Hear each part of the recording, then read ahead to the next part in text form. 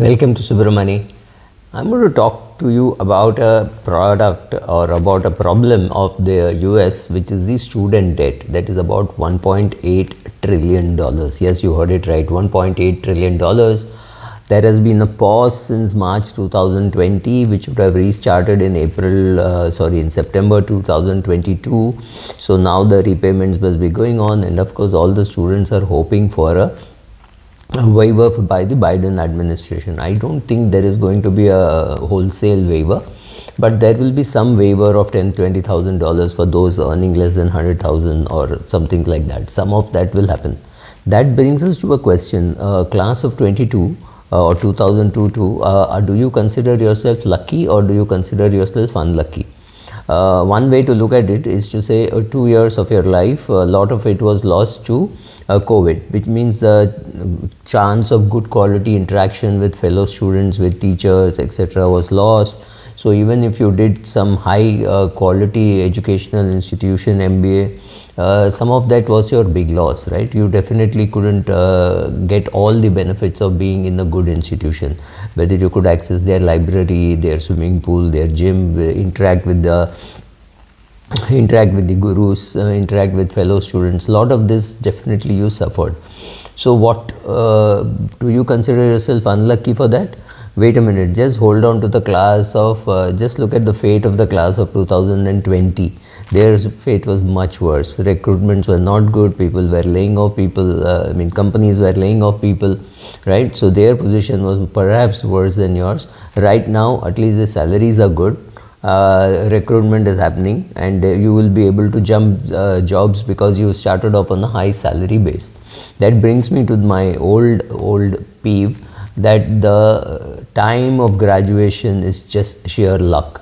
If you graduate during a recession, you will start off on a lower level, and which makes going to a higher level more difficult. But if you start off in a good time, you will start off at a higher level and then you stay there. But of course, the minute you start off on a high level and there is a recession and there is downsizing, you will be the first to be asked to go. So both have their pluses and minuses. So market timing does not really matter even in education. But of course, it feels good to start off on a high, because 3-4 years if you are on a high, then you can worry about a recession at a much later stage.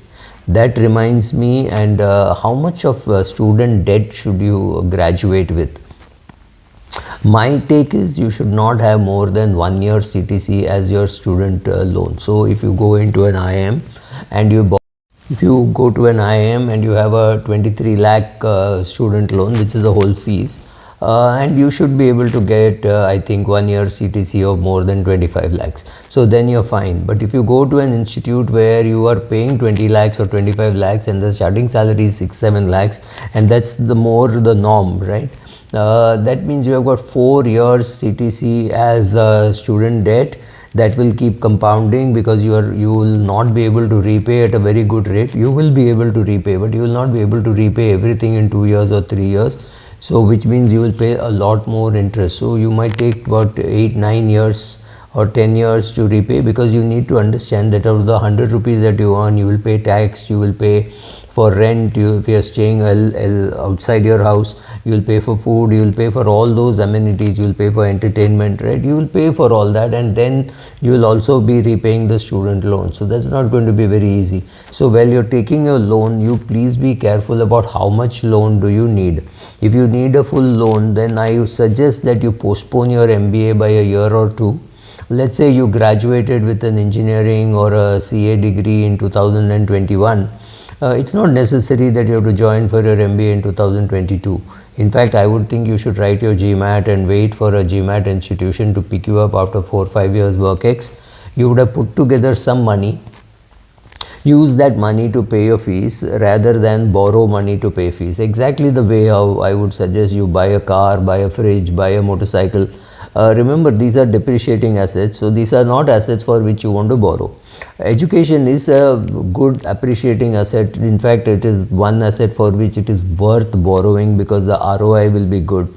But how much to borrow is a call that you have to take. If it's a 25 lakh rupee course which will lead to a 25 lakh rupee CTC, absolutely no problem, you should borrow. But if it's a 25 lakh rupee course leading to a 6 lakh rupee CTC, I would not suggest that you borrow the money and do the course. Maybe don't do the course at all. Maybe it's a reflection on the institute or whatever, I don't know, but be careful about how much you're borrowing. Having said all that, what should you do now as an investor? Because you're not only an earner, you're also an investor. Assuming you have paid off your student loans, assuming that you don't have any other loans, no credit card loan, no two-wheeler loan, no four-wheeler loan, it's time you start building for yourself an emergency fund. Who needs to build an emergency fund? Everybody needs to build an emergency fund. But if your father is extremely rich and he has a big emergency fund and you have no qualms dipping into it, then you don't need an emergency fund. Or anybody who is willing to support you, elder brother. If somebody is willing to support you, father, elder brother, mother, anybody who has got money and who says, okay, in case of an emergency, you can always come to me. Other than that, which means your parents are capable of providing for some emergency fund, then you don't need an emergency fund. But if you are saying, no, I will not go back to my parents for anything, they've done enough for me, then you need to build an emergency fund. Or if you are the support for your parents, then you have to build the emergency fund, right? So based on all that, you decide to build an emergency fund. You make a list of your loans that you have, like you have educational loan, credit card loan, two-wheeler loan. You need to repay a lot of this before you can start investing. A home mortgage is the only loan which I think you should have along with your investments. Other things you should try to pay off as quickly as possible. These rates are high. So let's say in 3-4 years you have paid off your student loan debt.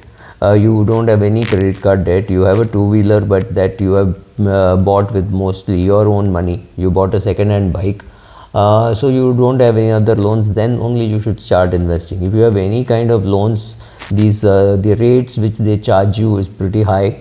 So be careful, you will never get that kind of a return in your investment portfolio.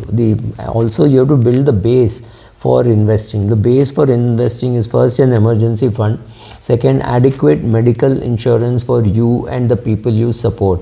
Remember, people you support could include a younger sibling, could include parents, could include some aunt or somebody whom you will support in case there is a problem. If she comes and says, I've got a 2 lakh rupee medical bill, can you please help me?